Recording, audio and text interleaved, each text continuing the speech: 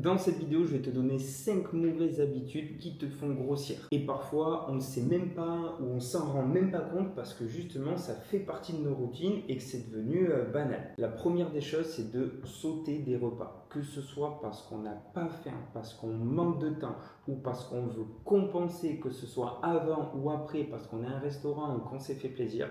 Dans tous les cas, ça stresse ton corps. Et pour l'anecdote, une des premières choses que je mets en place avec toutes les femmes que j'accompagne, c'est le fait de manger plus souvent. Parce qu'au final, quand tu manges plus souvent, quand je dis plus souvent, c'est un petit-déj, un goûter, une collation, un dessert, peut-être pourquoi pas un truc à grignoter le soir sur le canapé ou quoi. En fait, le fait de manger plus souvent, ton corps ne va pas stresser. Ton corps a besoin de l'énergie constante. Et ton corps, quand il est stressé, va te donner des envies de sucrer, des envies de grignoter. Et en fait, parfois, tu te retrouves avec la faim, et quand tu as la faim, c'est là où tu pars dans l'excès, tu as envie de manger des grosses quantités de pâtes, une grosse assiette de pâtes, etc. Mais au final, c'est juste une réaction logique du corps au stress quand tu ne lui donnes pas assez d'énergie durant la journée.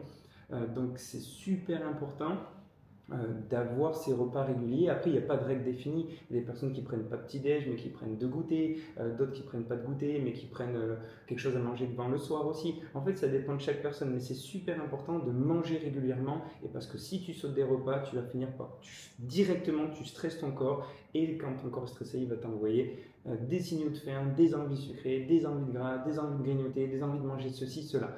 Alors que si tu as des repas réguliers que tu manges tout au long de la journée, tu verras que directement tu auras beaucoup moins envie de grignoter comme par magie, alors que c'est juste que ton corps est nourri tout simplement. La deuxième mauvaise habitude, c'est faire de la restriction. La restriction finira toujours par te rattraper. La privation finira toujours par te rattraper.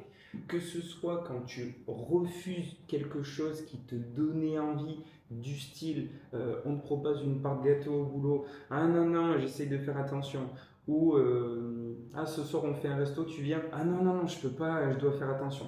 Tous ces petits trucs, ton corps va finir par les réclamer, et souvent dans l'excès. Je sais pas, tu as envie de chocolat, tu te dis ah non non non pas de chocolat, ou limite tu prends un petit carré de 90%. Par contre, arrivé le week-end, open bar, et là tu démontes entre guillemets toute la plaquette de chocolat. Pourquoi? Parce que ton corps réagit très très mal à la privation, à la frustration. Euh, donc c'est super important que si tu as envie de quelque chose, que tu le prennes directement et que tu n'atteignes pas. Euh, Parfois, moi, ça m'arrive, ou ça pouvait m'arriver, où moi, mon kiff, c'est vraiment les pâtes carbo. Et je sais que des fois, j'en ai envie, ça commence à me traverser l'esprit. Mais tu peux être sûr que, et c'est ce qui m'arrivait avant, dans ces moments-là, je me dis, mais non, allez, je vais manger mon poulet, mon haricot vert, etc. Blablabla, ça tient 1-2 jours, je l'ai toujours en tête. Par contre, quand je mangeais ce plat de carbo, je t'assure que je mangeais 500 grammes de pâtes crues, un pot et demi de crème fraîche et 400 grammes de lardons en un repas. En gros, ça partait dans l'excès à chaque fois. Donc c'est pour ça que c'est super important de ne pas faire de restrictions, de ne pas faire de privation, que dès que tu as envie de quelque chose, tu le prends et tu reviens à tes bonnes habitudes. Et au final, c'est toi, ta capacité à reprendre tes bonnes habitudes juste après une petite envie, un petit truc comme ça. Au final, c'est ça qui fait la différence. Et c'est pas la petite envie ou le petit truc que tu as mangé qui fait la différence. La troisième habitude qui revient quasiment à chaque fois, c'est de supprimer les glucides ou d'en manger beaucoup moins. Souvent, on a tendance à réduire ses portions, manger moins, moins de pâtes, moins de riz, moins de patates, moins de sucre lent entre guillemets. Sauf que tout ça, ça fait quoi? Ça fait que tu manques d'énergie. Parce qu'au final, les glucides, c'est ce qui t'apporte ton énergie, c'est ce qui t'appelle ton veg. Sauf que si tu n'en manges pas assez, tu vas manquer d'énergie, tu vas devenir toute molle, tu vas pouvoir moins faire de sport, tu vas moins manger, tu seras plus irritable, et surtout, les glucides, c'est ce qui te permet aussi de réguler ta faim. Donc certes, si tu manges moins de glucides, tu réduis tes calories. Par contre, vu que tu as mangé que du poulet et des légumes, entre guillemets, tu peux être sûr qu'au repas d'après ou au goûter, tu vas péter la dalle, et au final, tu vas partir dans l'excès, alors que tu aurais mieux fait de garder tes glucides. Les glucides, c'est super important. C'est super important si tu veux perdre du gras. Ça t'amène de l'énergie, ça te cale, ça te rassasie. Et c'est super important d'être calé, d'être rassasié et d'avoir de l'énergie constante si tu veux perdre du poids. Parce que si tu manges un repas sur deux que des légumes, tu peux être sûr que le repas d'après, tu vas manger dans l'excès. C'est sûr et c'est quelque chose qui se passe à chaque fois avec toutes les femmes que j'accompagne. Au final, euh, le fait de manger plus en quantité, plus de glucides et plus souvent, ça fait perdre du gras. Et au début, quand tu n'as pas l'habitude, tu te dis, mais comment en fait, en mangeant plus de glucides, je vais arriver à perdre du poids, sachant que je mange plus. En fait, le truc, c'est que si tu comptes par exemple vraiment ce que tu consommes, tu vas voir qu'en remangeant des glucides, en fait, tu enlèves tous les grignotages, tu enlèves toutes les envies sucrées, tu enlèves les repas où tu es dans l'excès, parce que tu as de l'énergie constante, parce que tu apportes des bonnes choses à ton corps. Donc ça, c'est quelque chose qui est essentiel. Arrête de supprimer tes glucides, c'est super important pour toi, pour la vie, pour ton énergie, parce que ça te fait plaisir et surtout, ça te donnera moins d'envie de grignoter ou de partir dans l'excès tout simplement. Et la quatrième mauvaise habitude est quelque chose qui revient très souvent, c'est de tout miser sur le sport et notamment de tout miser sur le cardio. Le problème avec ça, c'est que euh, déjà, ça fatigue. Le sport, clairement, ça fatigue. Donc inconsciemment, ok, tu t'envoies des grosses séances de sport, mais par contre, du coup, tu vas bouger moins à côté, tu vas moins marcher. Et ce qu'il faut vraiment comprendre, c'est que le sport ne compensera jamais une bonne alimentation. Il y a beaucoup de personnes qui pensent que ouais, je fais 4 séances de sport, 5 séances de sport dans la semaine et j'arrive pas à perdre. Mais c'est parce qu'en fait, ce qu'il faut comprendre, c'est que souvent on surestime les calories que l'on brûle durant un entraînement. C'est-à-dire qu'un entraînement, je sais pas, que tu fais en salle 30-45 minutes, ça brûle 200 calories. 200 calories, c'est quoi? C'est 2 cuillères à soupe d'huile d'olive. Donc à partir de ce moment-là, tu comprends que en fait, il vaut mieux payer attention à l'alimentation plutôt qu'au sport pour perdre du gras. Je ne dis pas que le sport c'est mauvais, mais il ne faut pas compter sur le sport comme un moyen tout simplement euh, de perdre du gras. Ou alors imaginons que tu fais des heures et des heures et des heures de cardio, etc. Alors oui, peut-être que ça peut compenser tout simplement une alimentation un petit peu bancale. Par contre, le jour où tu vas arrêter de faire du sport à outrance et du cardio à outrance, le poids, ça va faire l'effet yo-yo. Donc il faut vraiment que tu vois le sport comme juste un moyen aussi de te muscler. Dans le sens où il vaut mieux que tu vises du renforcement musculaire.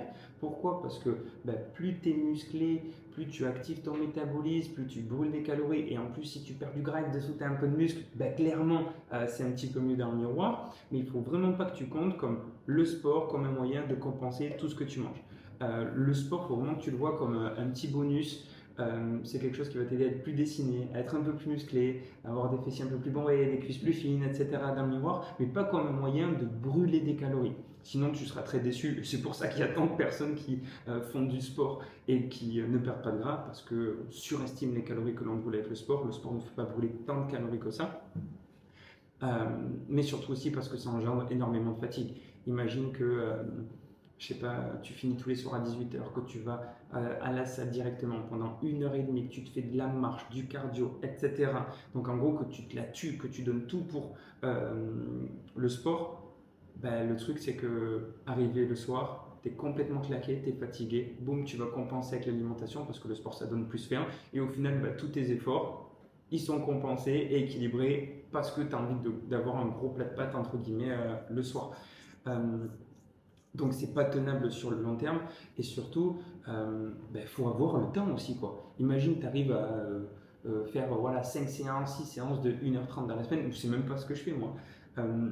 Entre guillemets cool, tu arrives, pendant le temps que tu le fais, limite tu vas perdre, mais le jour où entre guillemets tu n'as plus le temps de t'entraîner 5-6 fois 1h30 dans la semaine, comment tu vas faire? Ça va faire l'effet yo-yo. Donc vaut mieux que tu vises entre guillemets, je sais pas, 3 sessions, 2-3 sessions de 20-30 minutes de renforcement musculaire.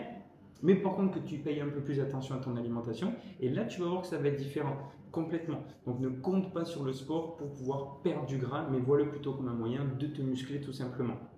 Et la dernière mauvaise habitude qui revient très souvent et qui est super importante, c'est cette mentalité de foutu pour foutu. On, on t'a appris, on t'a dit que pour perdre du gras, il fallait que tout soit parfait, que tout soit millimétré, que tu te fasses plus plaisir, que tu arrêtes de manger du chocolat, que tu arrêtes tes apéros, etc. Et vu que tu as ça en tête, tu as une mentalité de foutu pour foutu, de tout ou rien. C'est-à-dire que pour toi, dans ta tête, pour perdre du gras, il faut que tout soit carré, que tu manges ultra sainement, que tu arrêtes de te faire plaisir, etc. Du coup, le jour où, entre guillemets, tu as un petit apéro ou quoi, et bien là, foutu pour foutu, ça part dans l'excès et généralement, ça part pas dans l'excès que sur un repas parce que tu vois ce repas comme un peu exceptionnel, ben, du coup, ça part excès sur tout le week-end parce que tant qu'on est foutu, mais c'est justement parce que tu penses que c'est foutu que ça en devient vraiment foutu. Alors que si tu avais juste une envie de chocolat, tu prends ton chocolat, tu passes à autre chose. Bah ok, tu as inclus ton chocolat. Tu as un apéro plus un repas, je sais pas, au restaurant. Bah tu le prends et tu reprends tes bonnes habitudes. Et en fait, c'est simple dit comme ça. Mais c'est vraiment ça qui va te permettre de perdre du gras sur le long terme. Alors que cette mentalité de foutu pour foutu, ben en fait c'est ça qui te prive. Là je te parle de l'alimentation, mais c'est pareil dans le sport. Imagine tu te dis je vais m'entraîner 3 fois, tu t'entraînes que 2, ah ben tu sais quoi, tout est gâché, ça sert à rien, voilà, semaine prochaine je le fais plus, et ainsi de suite. Alors que non, en fait, ta capacité à reprendre tes bonnes habitudes après quelque chose de plaisir ou après un événement dont tu n'as pas l'habitude, par exemple une séance ratée, ben au final c'est ça qui fait la différence, tu vois. Et c'est ça qui va t'amener des résultats sur le long terme. Donc arrête de penser en mode foutu pour foutu, mais plus équilibre.